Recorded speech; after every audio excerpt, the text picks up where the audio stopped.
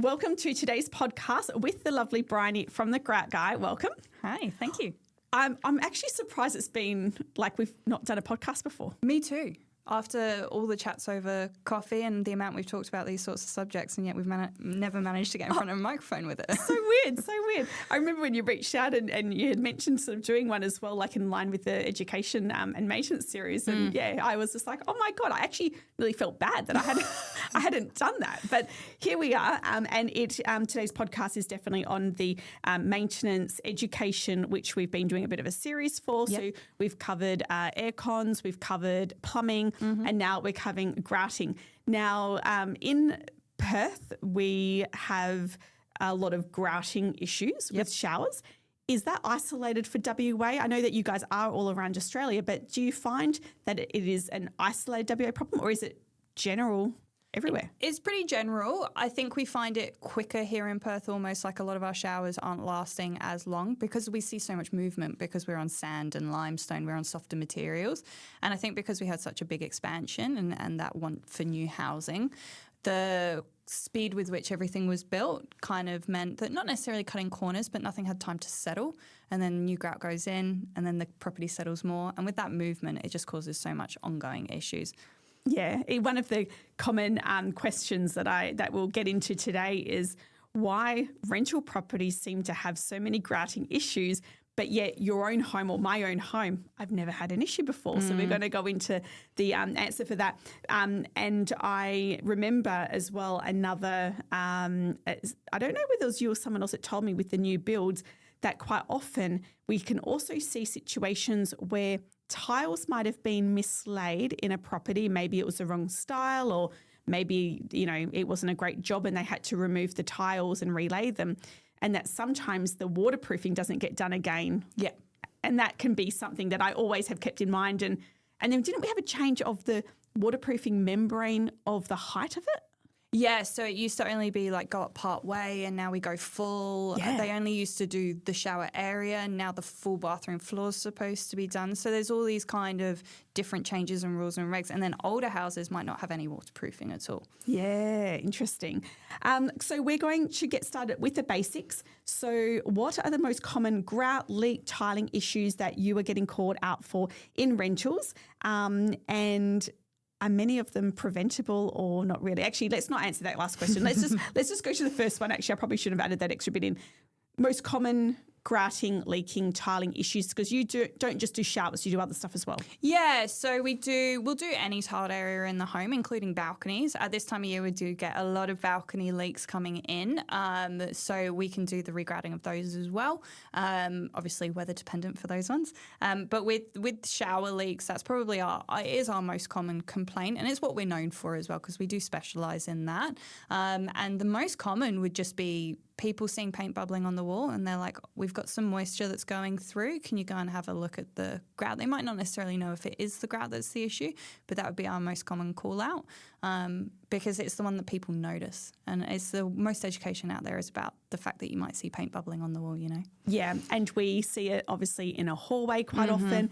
But I've also seen it, and this is an area that PMs aren't checking, but inside wardrobes. Inside wardrobes, even like if the bed is up against the wall that the bathroom's on, like en suites, you'll quite often not notice it because there's like a headboard there, and actually that's where you're starting to see the paint bubble, and that's where I think we'll get into like the proactivity of what we look for, but it is the most common like issue that we get called out for. And the other one would be mould. Yeah, okay. Mold's a big question. Well, generally when it gets to the mould, it's really escalated, hasn't it? Like the first step would be the bubbling and then it would get to the mould? If you're seeing mould in the paint, then yeah, it's gone that far. But mould within the grout and the silicone is what we quite often get called out for as well, because I think there's a lot of fear around mould. Yeah, there is so much fear around mould. I've actually talked about this on another podcast, and I'm pretty casual with mould, but some tenants, they've even like literally 3 dots, people can freak out by it. Yeah, and I think I think it depends on just kind of your background and what you've known. Originally from the UK, mold is something that if you see it, you're kind of a bit nonplussed by it because it's around. Mold grows where it's moist, and bathrooms are moist. So it's just a common issue that we've got to deal with. And I think a lot of our education has to come down to how we maintain the area, because a lot of the time mold isn't happening because there's an issue. It's just happening because we don't know how to maintain them. Yeah, absolutely.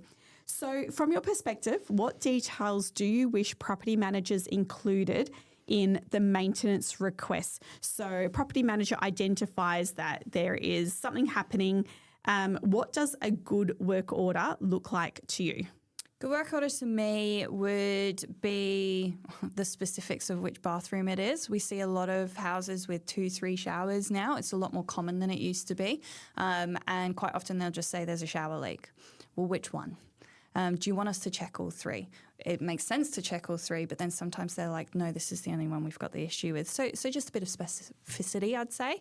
And then also, like, if the leak that's going through, if they've noticed any issues within the shower as well. Because sometimes the shower can look perfect, and then we go out and we're like, but this looks pretty good. Like, where exactly is the leak? Like, we found it in the wardrobe, or we found it on the wall, or we're just not sure. Can you look into it further? Just a bit of direction, because I think a lot of the time, especially if we're going into vacant properties or the tenants aren't home, we need that direction just to make it that bit quicker and easier for the property managers as well, because we don't want to go out and say this is fine or that's fine and then get sent back out again because actually, the issue was with the other shower or something along those lines. And is it helpful to have photos of the shower recess and the bubbling, or generally is it one more important than the other?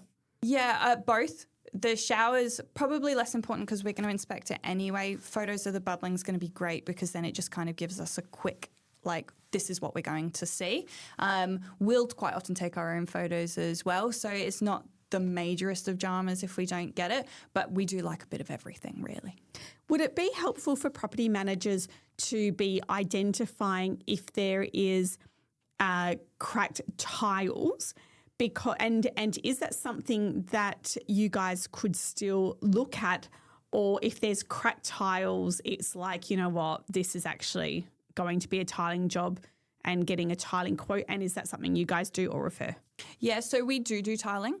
So we're more than happy to have a look at that. If there's one you're specifically worried about, it is a good idea to just mention it, especially if it's outside of the shower itself, like, actually there's some cracked tiles in the bathroom, can you have a look at those?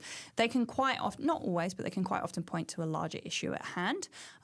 So it kind of just gives us that pre-prep of, like, we might be quoting for more, and we can kind of give that warning as well, because I think sometimes, especially for investors, it can be a bit of a shock when they send us in for a shower leak and we come back with we need to retile the bathroom. Yes, I was just thinking that as a property manager, telling the owner that there is a chance that it does need to be retiled, because, I can imagine that is a situation, and I think that we've actually been in a situation before where, you tell the owner we're going to get a quote for the regrouting, just throwing out, just don't quote me on this, but throwing out a random price of, say, $1,500 for a shower regrout, and then a quote to come back for $8,000 hypothetically, and the owner be like, why is the quote for $8,000? I can get it cheap. And it's like, hold on, you haven't actually probably read it properly. Yeah. It's actually retiling. Yeah. That has happened. That's happened to us a lot as well. And we do try and pre-warn, but it's sometimes you just don't know until you're out there looking at it. So saying that there's a few cracked tiles we can probably go straight to, like, look, it's going to be a bit more expensive than our standard quote because we're going to be doing that extra bit of work. And with replacement of tiles and things, there's a whole bunch of extra stuff that goes into that. Yeah. So it does affect the pricing quite considerably. Yeah. Is there anything that, because I think a lot of property managers go down the road of, do I get a quote for the grouting? Do I send out a plumber? There's some water. How do we troubleshoot? Who needs to go out first? Who needs to check first? Are there any signs that would indicate that we should maybe get the plumber out first before you, or vice versa? Yeah, so it is quite difficult to tell with moisture because moisture is going to take the easiest route. So sometimes a leak can be further up, but the damage is going to be down on the bottom of the wall, sort of thing. But generally, a safe kind of point to go for is if you've got paint bubbling and it's at the height of the taps, or higher, you're going to be looking at a pipe, because most of the time that's a slow leak from the back of the pipe work. Whereas with grout, it's going to get behind those tiles and it's just going to shoot straight down to the bottom. So you're going to get more of that bubbling down the base of the shower. And then maybe that dampness rising as we go along. As we go. So, and obviously it depends on the extent of the issue. We will try and say, like, if we feel that the moisture is a bit higher than we would expect for the issues within the shower, we'll say, like, we recommend getting a plumber out. I think it's always a good idea, especially with older properties, to just get the pipes pressure tested, because even if we don't see an issue there, before we go and put lovely new grout and tiles in, if we just have those pipes pressure tested, we can kind of go in with a bit more certainty that we're not going to get issues down the track, because we can't guarantee the pipe work unless you've had a plumber have a look at it. Yeah, and I think that's sometimes a hard conversation for property managers to have, because they're potentially getting a plumber out there who's not going to find an issue. And like we always want an issue to be found so we can justify the cost of a plumber's call out. And so, yeah, really that education to an owner to make it clear, listen, this is the steps we follow. There is a good chance that the plumber will go out and confirm that there's no leaks, which is a good sign and a good result, because then it means that we know that we've got to get the Grout Guy out to do their quote. And just prepping them, because, yeah, you wouldn't, I guess as a property manager, maybe as more of a junior, to say I need to get the plumber out, and then an owner to scream at you, well, there's nothing wrong with the plumbing, now I've got a plumbing bill, is a different conversation. And I think, I think in teams need to get a little bit more confident with why they explain to the owner why we're going to get the plumber out first. Yeah, and I think for a lot of investors, there's not a lot of education around what's involved, because when they do it for their own house, they're seeing everything happening. And I think, again, with tenanted properties, as we touched on before, we do see a higher degradation of the grout, which kind of causes this knock-on effect of like, why am I having to do all these things done to this bathroom in this property that I don't even live in? So I think just, that education standpoint, and the more information we can give, obviously, the better. So we do try and put it into everything we send, but obviously you can't guarantee they're going to read it. No. What is, and I don't know if you know the time frame for this, but is there a time frame behind like how long it takes for the bubbling to show on the wall? Is it something where it might start showing within weeks, months, years? Like how long has that grouting been an issue before we're physically seeing it? Yeah, I think that's really case dependent because it depends on the materials that the house is built out of, depends on the paint that was used, because you do have paints that are going to weather it better than others. Generally speaking, it's going to have been going for a longer period of time because it's got to get through the wall. And concrete can take quite a lot of moisture before it starts kind of exposing on the other side. I would say, just as a general rule of thumb, you've probably had that leak for like a couple months. It's not going to happen overnight. Now, I love the conversations around why rental properties have more grouting issues than your own owner-occupied, and you have explained it so well in the past for me. So I'm going to let you explain what you're noticing with the rental properties and why, because I guarantee that nearly all property managers have had a call from an owner to say, why does my rental property always need regrouting? Or, each one, obviously, they don't need regrouting more than once, really. But, that's definitely a question that owners ask me all the time. So I'll let you explain. Yeah, absolutely. So we have talked about this a fair amount of time. With tenanted properties, your vacate cleans and the products that are being used is a very, very large factor. And I don't think we think about that as homeowners that are living in our own properties, because we use like one type of cleaner, and generally speaking, our maintenance is a bit gentler. When we get our vacate cleans, we're going in with harsh products. We're trying to make it look as best as possible. But the problem is we're then wearing down our grout. We're scrubbing at it. We're using harsh chemicals to try and make it look the best we can and remove any staining. And that over time just starts eating away at that grout. And then the more we eat away at the grout, the more mold and staining it gets. We then go in for another vacate clean, and we just get this compounding issue. And that's where we're finding a lot of these are coming in, the properties that, like, homeowner occupied could potentially last 15, 20 plus years before it needs regrouting. These tenanted properties are like 5 to 7, and we're just having to go in. And unfortunately, it's just the nature of cleaning.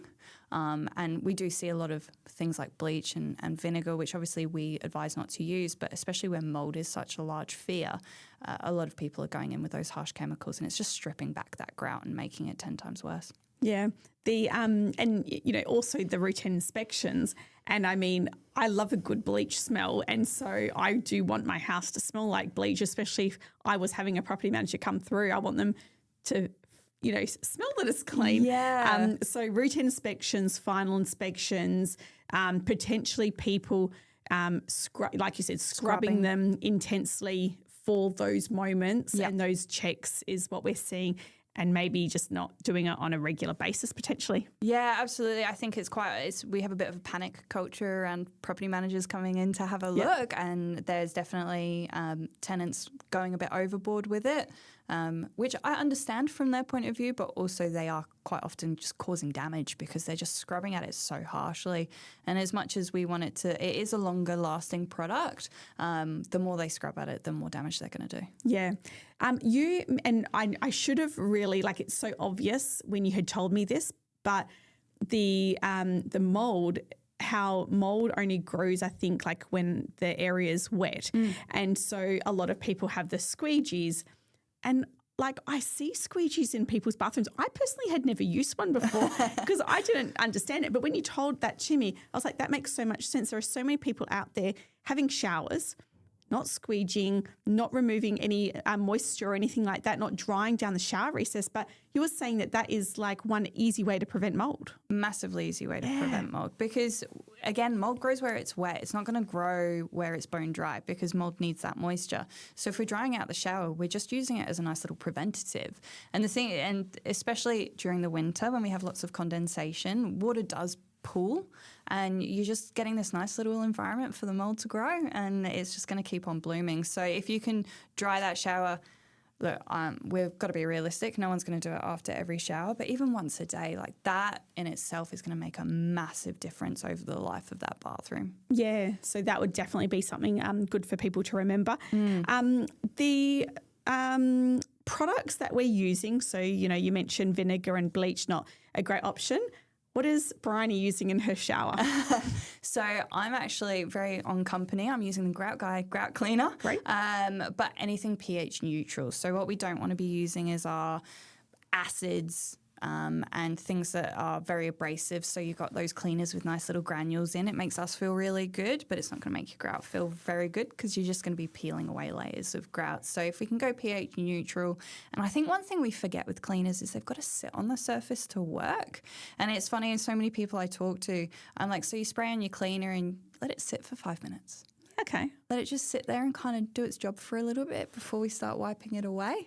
Because by just spraying it on and scrubbing it off, we're not letting it actually take the time to work. So if we can just spray it on, let it sit for 5 minutes and then go in with a nice cloth and wipe it off, you'll see a lot better results than just spraying it on and scrubbing it off straight away. I didn't know that. I haven't heard you say that. That's a great tip. Yeah. I don't clean. I'll tell my cleaner though. That's a good idea. I'm pretty certain my cleaner's got one of those machines with the scrubbing, and I can hear it in the shower, and it's probably going against. It's going against all the Grout Guy's ethics. Yep. But it's But it makes it look pretty. It does. However, do you know what? I actually interesting enough in that shower, I've noticed though the people prior must have done a bit of a grout paint or something, because I have now noticed patches of dark blue grout. Don't ask me why. It's like a pale blue tile. They've done a dark blue grout, and I'm seeing that come through and not that nice white. So I think at some stage I'm going to, once she's finished scrubbing the rest of it off over the next 12 months, I will need you guys to go out and do that and for do me. some nice white grout for you. Absolutely, yeah. How do I, this might sound like a simple thing, but it's not something I've noticed at the shops. I'm going to go to Coles, do my shopping, and I'm going to buy a shower cleaner. Do they actually say on the bottle what the pH is? Some will say pH neutral or pH balanced. Okay.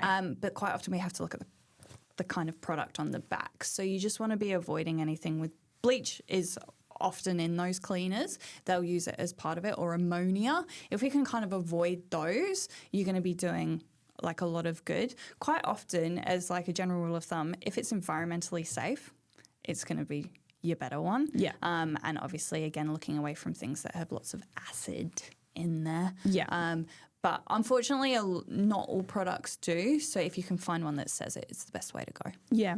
So you talked about a product that you've got, which is the cleaner. Then we've spoken before about a can of sealer. Yeah. And I haven't done this, but I have very good intentions of doing it in my business because I feel like it's a really good value add. And that was what we were talking about with a tenant's just vacated a property. They've had a beautiful professional clean. You're doing the final inspection. It looks great. The potential of getting the Grout Guy sealer and spraying that shower for the next tenant, I think it's a great idea. I think it's a really good value add for property managers to do. It's going to protect their owner's investment for a very sort of low cost. And while it's not necessarily, a forever permanent protection, it's definitely going to prolong any issues that you might get with it. Can you talk to us a bit more about that sealer? Yeah. And a can of that. Absolutely. I think you're exactly right. Like, it will extend the life of the grout that's pre-existing. And I think if the grout's in really good condition already, it's just a way to preserve it and extend the life. So the sealer, what it does is it basically forms a little barrier and fills in some of the pores in the grout. And what that helps is with the water, it just kind of flows off rather than sitting in those little pores there. It's going to reduce your mold growth, which is going to reduce the scrubbing, and it's also going to help reduce staining and things like that. So it's kind of, in a way, it's just making it easier to clean, which means that we're being less rough with the grout, and it kind of prolongs that sort of thing. I love it. I have it on all the tiled areas in my house. Yeah. And I think as well, like we talk a lot about tenant gifts and things like that. Of course, if you were to spray that, and I would recommend it after a beautiful professional clean. We're not doing it on semi-dirty, showers. Yep. But in those situations, and if you were to do a tenant pack and having that cleaner, I think would be really great as well, because it encourages tenants to use, or even just having that conversation with tenants to say, listen, just so you know, before you moved in, I did a spray with a sealant, so it's going to make it nice and easy to clean your shower. And this is the product we recommend just to make your life easier with mold and cleaning as well. Like, just educating the tenants. Yeah. As well. And a lot of it's around education. A lot of people don't know. We see it a lot with like the ventilation of the bathrooms as well. Like, simple changes like leaving the door open or leaving the fan on after a shower are going to reduce that water, which is going to reduce that mold. And it's that little circle of like just making everything that bit easier. And I think quite often they think like they see mold and we didn't do it. It's not our fault, which it probably isn't. It's probably just all those little things that you could be doing that would help reduce that would then mean that you don't get worried about the mold growth. Yeah, exactly. And I think as well, like from a value add for your clients, you don't even need to make a big drama about it, but imagine sort of calling up an owner and saying, hey, I've just done your final inspection. While I was there, I did a coat of sealant on your shower because it was looking so beautiful, and great product, and it's there to protect. So I've done a few little things like that around the house for you as well to protect your property. Just even saying that, I think as an investor, I would be like absolutely delighted that someone did that. Absolutely. I think it would make a huge difference. And as well, that they're trying to protect the grout and save you money in the long run. Because I think having that added protection, we're being proactive. We're not letting it get bad and then having to do a full strip out and things like that. We can actually just reduce the need for maintenance, which I think is a massive part of being a property manager as well, because you have to deal with all the maintenance that then follows. Yeah. And that's what these podcast series are about. Getting confident with the maintenance, understanding it, working out what you can do proactively, bringing that into your maintenance plan and saying to the owner, okay, last time, I did a sealant spray, in 18 months ago, I'm going to do another one for you. I mean, you could choose to charge the owner for the cost of a can, which is not expensive, or you can just do it as your value add. Just having ideas like that for property managers to listen to, I think is just really, really good for them to bring into their business. Now, I put on a question down here, and it's just for a curiosity point of view. Is there such thing as urgent, like as an urgent grouting quote, or not? Like, do you get people say this is urgent, it needs to be done straight away, and is that a thing? Yeah. So, I'd say there's cases where there is urgency. I'd say they're a lot less than people think because the nature of grout leaks is they are quite slow. So by the point we get called in, they've probably been leaking for months, potentially years. So that extra week isn't going to be the be-all and end-all. When you start getting tiles falling off the wall, I'd say there's definitely an urgency there because as tiles come off the wall, they're taking the substrate with and then they're just opening up the back for even more issues, whereas the tiles themselves have a certain amount of waterproofing that's going to reduce water ingress anyway. Mm-hmm. So I think for those jobs where we have had calls where tiles have popped off the wall and the tenant's gone, we need someone out here. I can definitely say that they'd need to be labelled as urgent because we do want to get out there before more tiles start falling off or breaking, or we can cause, ongoing issues. But I'd say for most general leaks where there's paint bubbling, a week or two is not going to make a massive difference. Yeah, excellent. Have you had any complicated or tricky jobs or stories that you're able to share just for my own entertainment? Yeah, absolutely. We've probably got a few different ones. I think it's the nature of any trade where you deal with a lot of both weird and distressing ones for some people, especially when there's only one bathroom in the house. So we had one where the plumber had gone out and done a preliminary check, said that there was no issues with plumbing. Can you go out and regrout? So we went out and regrouted, and about 6 months later, the floor underneath the shower fell through. Oh. So they had water cascading into their kitchen. And they're like, but you regrouted it. It should have been fixed. It turned out that there was a pipe that wasn't connected to the shower but ran under the shower floor that was in the same area. So it looked like the shower was leaking, but actually there was another pipe and it had caused degradation underneath and it all just fell through. And of course, distressed tenants, distressed property manager, distressed investor. But unfortunately, we'd actually done the right thing. But then obviously it took the shower floor with it. So that became an interesting one because trying to explain that when you have done works on a property is really difficult. Yeah. And luckily the plumber went back out, went, no, I missed it. And, it became a conversation.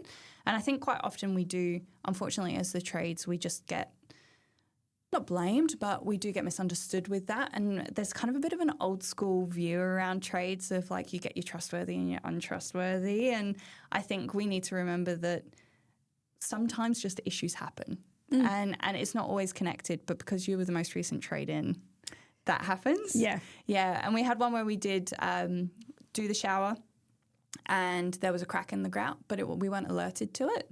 And we got called out on to fix it up about a year later, and there was damages to the back of the wall. And the property manager said to us, the owner wants you to pay for the damages. And we were like, well, if we'd been alerted to the issue about a year ago when it probably first started happening, we could have fixed it and there wouldn't have been any damages. So why are we now liable? And it became a really difficult conversation to have. And I actually felt really bad for the property manager in that regard because she was obviously copying it from the investor and then she was just being the middleman. And it became a very interesting conversation around education of if we'd been called out earlier, we would have fixed it under warranty either way, but you just would have avoided that damage. Yeah, exactly. And I mean, you mentioned before that sometimes just crap things do just happen. And at our coffee catch-up we just had earlier, one of the girls, we were talking about tiles on roofs and she was saying how just a random tile had moved. And I said to her, actually, I've had a rental property where that's happened. There's been no tradies, no nothing, and just randomly a tile has slipped. And I actually had to go to the extent with an owner of going back to the day, because we had tradies sort of before and after. And so I could pinpoint when this leak in the ceiling had happened. And I had to go back to the 13th of May, find out what the wind speed was, which you can actually find out, did you know? And then I had to go and find out at what speed does wind have to be for a tile to be dislodged, which it wasn't at that speed. It was just such investigating work. And I actually didn't have any answer to the owner. I just had to go to him and say, you know what? I think it's just bad luck. I think it just moved. I don't have any answers for you. Yeah. there's nothing more than bad luck. Sometimes things just happen. Just happen. Unfortunately. And it is quite often, it's funny, it's not something I experienced before I worked in a trade of quite often but you were the last person there. Mm-hmm. And just because you're the last person there doesn't mean it's something you've done, but it means that you have to cover yourself. And that's one of the reasons we take photos of everything and we keep such a strict history, because we want to be able to be like, look, we're really sorry this happened, but in the end, we've covered ourselves, sort of thing. Yeah, no, absolutely. I think all trades need to. And saying that, all property managers need to make sure they take lots of photos. And, we talked about the, damage or bubbling or mold behind a bed or in a wardrobe. So things like that, taking extra photos so that you don't have a situation where a landlord goes, well, why didn't you check that? So I had written down a bit of a cheat sheet for property managers. What are things that you would say would be helpful to maybe identify if there was any shower grouting issues? Yeah, so really simple one that I don't think people talk about very often is just running your finger down the grout and having a look at your finger. If it comes away really sandy, you've got potential that the grout's just getting old and it's starting to come away. So that would be one where I would be like, look, the shower looks fine, but I'm getting sand on my finger. The grout's coming away. There's potentially an issue there. Like chalky? Chalky. Yeah. So that would be one that I'd kind of be like, if we get someone out to do moisture readings then and check the condition of the grout that's got a bit more experience and can have a look, if that could potentially avoid the follow-on issues of cracking, waterproofing issues and leaking causing damage. And I think a lot of the time we are waiting for the leak to show on the other side. So if we can be proactive with that, it would be massive. Checking around the drain, that's quite often because it's where we get all the water floods down to the drain. So if we're going to get the issues, they're going to start there. If you've got an issue around your drain, like a piece of grout's come out or something like that, again, get someone in to check that can give you a professional opinion, because if it's starting around the drain, that's where the worst of it's going to be, but that could potentially mean that you're going to have a larger area that's going to start doing that. Just small things like that, like looking for the little things, that small hole. Oh, it's only one small hole, but is it? Because if it's starting to go there, it could be going on the other side and you just can't see it yet. So all those little tiny things can add up. And it's interesting, like when you were talking about that, I was just thinking of the number of property managers that do their routine inspections and are there to potentially check cleanliness and tenants' like livability, I guess, of how they're looking after the property, but not physically looking at maintenance as such. So, for example, in a bathroom, you just have a quick scan over the bathroom. Bathroom looks clean, looks good, but yes, tenants keeping it clean and tidy, but are you doing something as simple as that, which makes sense, like actually looking for the maintenance and then bringing that into that whole proactive maintenance plan. And even if you said to an owner, listen, it's January, I think that, I've noticed this, I think it's something we should consider doing before tax time. And the owner might go, listen, I don't have the funds, but I can, let's book it in for April, for example. And it's like, that would be much better for the owner to be in control of the maintenance coming up than being told, you got to get this done. And it's, you got to make a decision and then feeling pressured. Because I feel like that's where owners get upset with maintenance, when they're under pressure to spend money and they're not planning it as part of, the journey of the investment property. I feel like that's the thing. Yeah, absolutely. And I think with the leak issue, again, when you come to the point of it's already damaged, investors have a tendency to panic because it's not just the one thing they're having to get fixed. They're having to worry about the plaster and the paint and the carpets and all these things. Whereas if you are being that little bit proactive, saying, look, I've got an issue that looks like it's starting, can we just get it checked? If there's an issue, we can look at getting it fixed, but it feels less urgent because we're not seeing all these damages coming through. And if the moisture levels are just starting to creep up, but they're not really bad, look, that could potentially wait a little while, but at least we know it's coming. Yeah. And we can start saving for it and start thinking about it in the future. Yeah, exactly. Now, I don't know if you are happy to answer this question, but last question for you.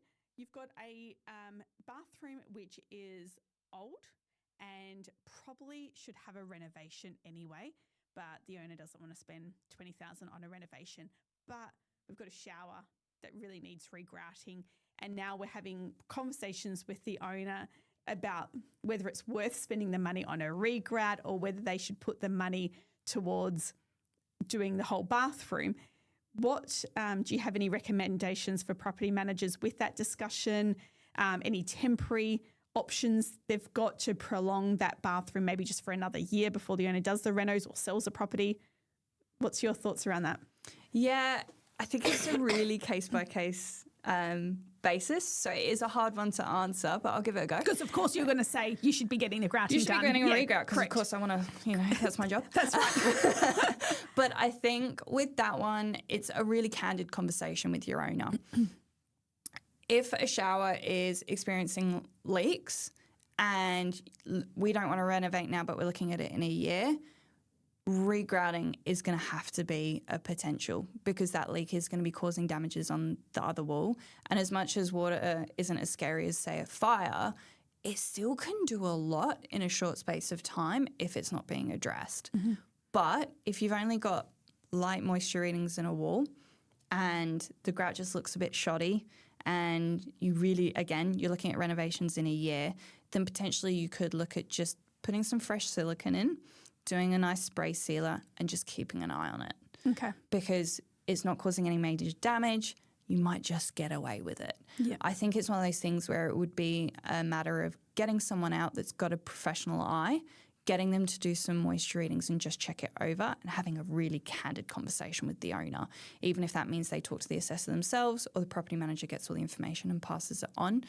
Because with damage, you can potentially rack up so much more costs than you even know. Yeah. Because if it gets into gyprock, yeah, it can spread like wildfire. Yeah, yeah. The okay, so it's not going to solve the problem. It may not even work, but maybe a reseal depending on the case, and the silicone. And the other option I was just thinking as well is like depending on the bathroom, maybe look at just retiling, for example, the shower recess. So then that's done. Yep. And then maybe the owner does the vanity and the rest of the bathroom later on when there's more funds and just sort of dividing up the reno as such, and maybe change it to more of a refurbishment of the bathroom. And we see that a lot as well, where people will just get us in to do even just like, can you retile the shower base? Because that's the worst of it, and just regrout the walls. And then we'll get the walls done later. I think people forget with tiling, you don't have to get it all done at once. There is, if you're using the same tiles, there is a certain level of flexibility with it. Mm-hmm. And I think people get quite intimidated by the word renovation. Yeah. Where a renovation doesn't have to happen all at once. You can do it bit by bit, especially if you're keeping the same floor plan. Mm-hmm. So I think it's largely just a conversation with the owner and what they're willing to do. But I do think an amount of education of how much damage water can cause needs to be out there more. Yeah. I just thought of, one more question because, and it's only because I know there's property managers that will have this. Tell us about shower recesses that have been painted. Yeah. Insert eye roll, yes. Yeah, insert eye roll. Paint in a shower, paint isn't designed to be wet. Yeah. No matter the advertising behind it.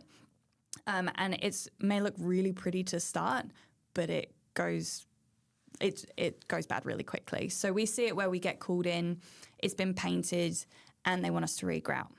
We can, but it's going to chip all that paint. If you've painted the tiles, pretty much the only course of action from there is to retile. Okay. Because you're just going to get more and more issues, and it can hide a lot of issues behind as well, because it's just adding a layer, basically. We're just adding a coating that's then covering up anything that's happening behind. So it just doesn't look good in the long run, but it also just causes extra maintenance. So if we go in and we quote for a shower that has paint on it, we will advise it's not going to look good. Mm-hmm. As much as it's going to be resealed, you're going to have chunks of paint coming off, and there's nothing we can do to stop that because it's just the nature of paint when it gets wet. Yeah. Okay. And the only reason why I thought of that was because I was like, could you just paint the tiles? But it's not really the recommendation we want to give out. It's not. And if we've gone in and regrouted and you paint the tiles, Yeah. you're avoiding our warranty. Yeah, okay, that's good to know as well. Yeah, and it's one that people, I think, quite often don't think, like, they go, why? Why would that do that? But you're adding another product on top of ours that can be trapping moisture behind. It can chip. It can just not look good. And it can also just cause this ongoing issues. Yeah, amazing. Thank you so much. It's it's an area that I just feel like because it's how do I explain it? It's a maintenance item that doesn't have a lot of education.